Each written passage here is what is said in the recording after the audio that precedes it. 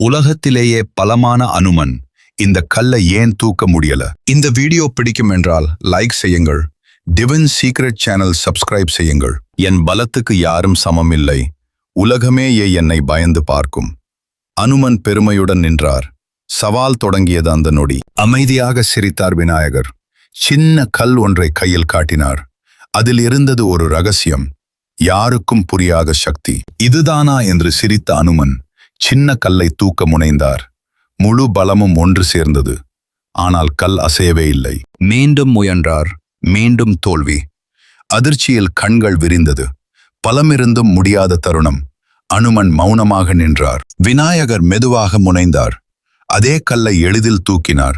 சிரிப்பில் இருந்தது அமைதி. அவரின் சக்தி வேறுபட்டது. அந்த நொடி அனுமன் புரிந்தார், பலமே எல்லாம் இல்லை என்று. மனதில் பிறந்தது பணிவு. கண்களில் தெரிந்தது உண்மை.